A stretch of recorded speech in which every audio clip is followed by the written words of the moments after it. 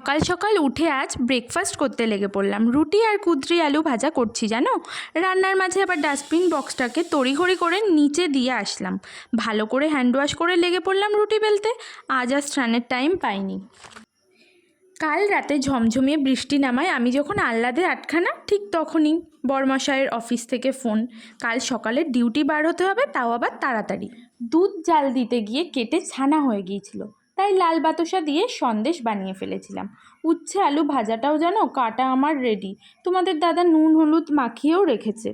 তখনই ফোন। আর কি করা যাবে বলো, বরের কড়া নির্দেশে মিষ্টি খাওয়া অপছন্দ, তবুও খেলাম, ঠিকঠাকই ছিল। রাতে বেঁচে যাওয়া তরকারি আর উচ্ছে আলু ভাজাটাকে ফ্রিজে রেখে একরাশ হতাশা নিয়ে শুয়ে পড়লাম। শুভ অক্ষয় তৃতীয়া, অল্প একটু প্ল্যান যে ছিল আমার। রুটি সবজি মিষ্টি মুখ করিয়ে ডিউটি পাঠালাম দুগ্গা দুগ্গা। এবার বলো কেমন আছো সবাই? আশা করছি তোমরা সবাই খুব খুব খুব ভালো, সুস্থ আর পজিটিভ আছো। আজকের এই শুভ তিথিতে আমি চলে এলাম আমার মায়ের কাছে আয়ুষকে নিয়ে। এসেই বেরিয়ে পড়লাম আমার বাগান বাড়ি পরিদর্শনে।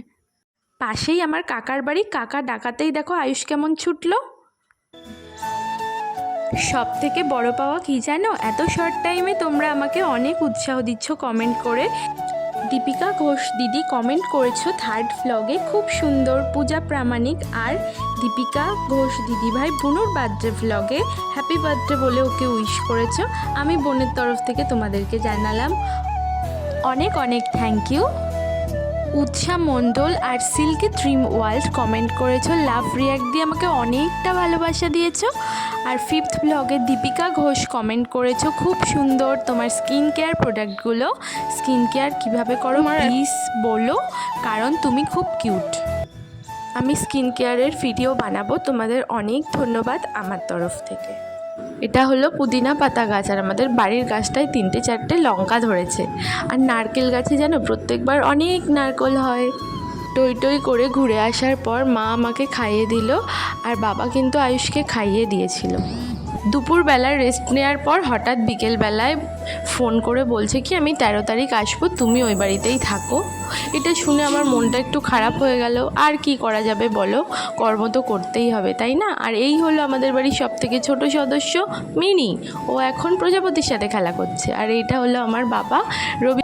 বিকালে একটু হাঁটাহাঁটির পর আমি কিন্তু ছাদে চলে গেছিলাম। ছাদে চলে এসে দেখি আকাশ ঘিরে মেঘ করেছে, সূর্যি গেছে পাটে। আয়ুষকে নিয়ে মা নিচে ব্যস্ত থাকায় আমি কিন্তু জামাকাপড়গুলো সব তুলে নিলাম। সন্ধেবেলা মায়ের সন্ধে দেয়া দেখে কিন্তু আমার ছোটোবেলার কথা মনে পড়ে যাচ্ছিল। বাবা আনলো আমাদের সবার পছন্দের শনপাপড়ি, আর তারপর পরই বোন আবার আমার পছন্দের মতন চাউমিন বানিয়ে ফেললো।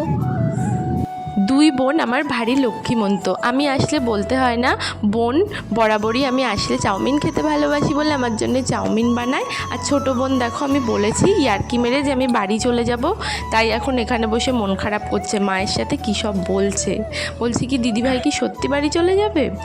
লাঞ্চে মা চিকেন রান্না করেছিল, ডিনারে বারবার বললাম আলু সেদ্ধ ভাত করো, কিন্তু কে শোনে কার কথা।